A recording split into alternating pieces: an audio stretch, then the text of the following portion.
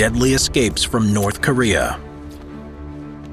Having been annexed in the year 1910, the Korean peninsula was considered a territory of Imperial Japan, right up until its surrender in September 1945 at the conclusion of the Second World War. In a mutual agreement, it was then decided between the Allied powers of the USSR and the United States that Korea would be placed in a temporary trusteeship until an appropriate course of independent and unified governance could be decided upon. This awkward trusteeship saw the Korean peninsula divided along the 38th parallel, with the United States taking charge of governance in the south of the territory, while the USSR took charge of matters in the north. In truth, the two were very untrusting allies in this post-war period, and before long, negotiations on reunification broke down with the onset of the Cold War and the vast differences in ideology between the socialist North and the democratic South. With joint U.S.-Soviet cooperation on the matter of reunification disintegrating, elections were held in the Southern Territory, and in August 1948, the Republic of Korea was established. This was met by an immediate reaction in the north of the country, where in early September, the Democratic People's Republic of Korea was founded. As tensions continued to spark between the new nations, small conflicts on the border soon evolved into full-fledged war. When in 1950 the North launched an invasion of the South in what became known as the Korean War. With military support afforded to both sides through the UN-sanctioned United States in the South and newly declared Communist China in the North, the war ultimately ended in stalemate, and to this day the peninsula remains roughly divided along the 38th parallel. Although North Korea's constitution calls the country an independent socialist state, the country is better described as a totalitarian dictatorship. Elections are held every 4 to 5 years, but the outcome is predictable, with the ruling Kim dynasty always winning and maintaining control of the regime. A 2014 inquiry by the United Nations said that the human rights abuses in North Korea are unparalleled in the modern world. Indeed, since the division, North Koreans have been constantly trying to flee the country, despite the harsh punishments for attempted defection if they're caught. When Kim Jong-un became the leader of North Korea in 2011, many citizens believed their lives would improve. The so-called Great Successor offered hope of a generational shift. However, Kim Jong-un has turned out to be every bit as brutal as his father and grandfather before him. Freedom of speech and the idea of a free enterprise economy remain a distant dream. Before Kim Jong-un's succession, many fled the country due to the devastating famine of the 1990s. Now, however, many are leaving because they are disillusioned. They're leaving to provide a better life and education for their children, to pursue their own dreams of success and well-being, or simply because they want to be able to speak their minds. When I'm on the battlefield, I'm too busy saving my soldiers' lives to worry about money. But my cadets keep telling me that inflation in the USA is currently the highest it's ever been since 1982. No wonder they're miserable. They should have done what I did and invested instead. Look, I'm a military man, not a financial planner. But even I can tell you that with investments and military pension, I'll be living the high life and making even more simple history videos. This art is still potentially appreciating right now, even as the boring stocks and bonds portfolios are down by over 30%. With Masterworks, I can tell everyone I invested in a real Banksy painting, filed with the SEC. It's not hanging in my home, but it's not losing value to inflation either. In fact, the last time inflation was this high, art gained an average 17% per year. Masterworks has produced results, even in 2022, selling 5 paintings this year alone, even as recently as this month, for 17.5% net return. Now, just like making Sergeant, there's a waitlist. But with my special link in the description, you can skip it and join me making money with art.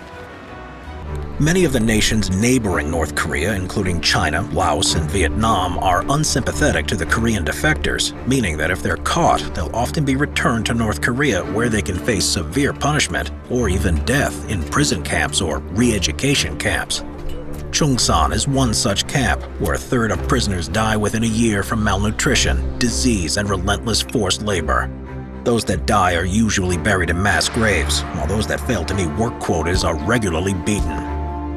Despite the danger and the difficulty of the journey, around 1,000 people a year attempt to escape the country. The authenticity of their stories can be difficult to confirm, as the country is highly secretive and closed to outsiders. But here are just several that demonstrate the ordeals of some escapees. Through the demilitarized zone. The rarest and by far the most dangerous route of escape is also the shortest. The demilitarized zone is a 4-kilometer wide no man's land dividing the south and north of the Korean peninsula. It's one of the most heavily guarded places in the world, littered with mines and barbed wire fences, making it nightmarishly difficult to cross. Stone-faced soldiers from both sides stare at one another across the border and are ordered not to make any gestures to one another. Loudspeakers often blare propaganda speeches and patriotic songs.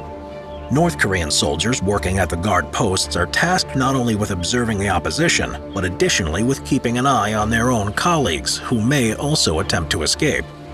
In the short history of the demilitarized zone, only a handful of defectors have attempted the crossing. For some, the life-risking escape takes less than an hour. For others, it can take days. A first sergeant of North Korea, An Chun-il, was in charge of a switch that turned the electric wire fence on and off in his sector. On one cold and foggy evening in 1979, an officer ordered that the electric fence be turned off for patrolling purposes, so he took the opportunity to make a dash for it. He told his colleague not to turn the power back on until he returned, and he secretly made his way towards the South Korean guard post, where he knew the location of a hidden emergency gate. He smashed the lock off with his rifle and stayed low until the sun came up the next morning, when he presented himself to the South Korean guards. One soldier dug under a fence on the riverside with his bare hands before climbing through barbed wire to enter the southern border. Another was sent out into the demilitarized zone to collect edible plants.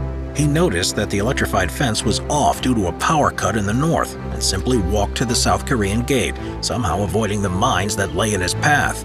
He threw stones at the windows of the guard post to let them know that he wanted to defect. Perhaps the most interesting story was of a civilian found asleep on the South Korean coast wearing a diving suit. He had swum for 6 hours around the demilitarized zone wearing a padded jacket inside a diving suit. He abandoned most of his equipment before entering a drainage channel under the barbed wire fences that ran along the coast. The South Korean forces didn't notice his audacious exploit despite him triggering alarms and appearing several times on CCTV.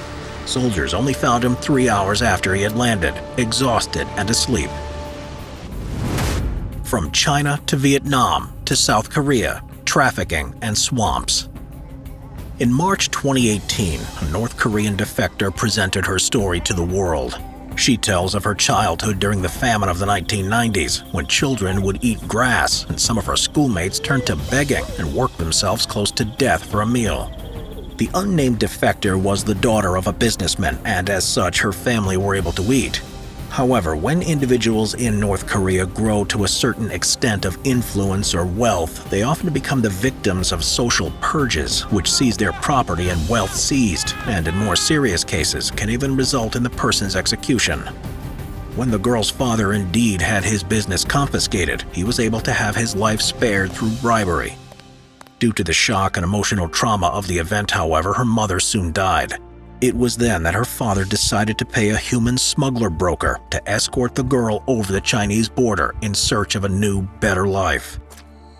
Many defectors who reach China work there illegally and are therefore often exploited. Over 70% of female North Korean defectors are the victims of human trafficking, and due to their vulnerability as illegal migrants, are sold very cheaply, anywhere between $500 and $4,500. Many will attempt to travel onward through Southeast Asia to freedom in South Korea, where they're respected as political refugees. The journey begins with the crossing of the Tumen River on North Korea's border with China, either when it's frozen in winter or shallow in the summer. The girl was led by her father's broker over the Tumen River and into China. Soaking wet, she was then met by another broker who was meant to drive her to the city of Yanji, where her father's friend lived. Instead, the broker drove her to a strange house, and the girl was told that she had been sold into marriage to a wealthy Chinese man. She and her father had been tricked. In desperation, the girl jumped out of the second-story window. She then escaped to her father's friend, who arranged for the girl to be escorted by an American missionary to Vietnam. When she arrived in Vietnam, she knew she would almost certainly be caught if she boarded a plane, and she would be sent back to North Korea. She therefore took a bus heading to Laos, which by chance was loaded with tourists and a local tour guide. Also on board was a South Korean man who managed to convince the tour guide to hide the girl as they crossed the border. Unfortunately, the bus was stopped and the girl was discovered by the border guards before ultimately being arrested. She found herself detained in a jail for 3 weeks while the police considered her fate. The girl described how the police didn't see her as a human being. At the last moment, the South Korean tourist convinced the guards to deport the girl back to China and not repatriate her to North Korea. She had been saved, and the man helped her return to Vietnam once again. This time, however, they decided to cross the border to Cambodia. The pair waded through the Mekong Delta barefoot at night, with water rising right up to the girl's neck and crocodiles swimming nearby. For 5 months, the girl stayed at a pastor's house in Cambodia before she was able to travel on to South Korea. In total, her trip took a year and a half. Across the Gobi Desert. Yeon-mi Park realized the true oppressive nature of the North Korean government after she had watched an illegally imported DVD of the movie Titanic, which she said gave her a taste for freedom and love. In 2004, her father was sentenced to hard labor at Chongsang re-education camp for illegal trading.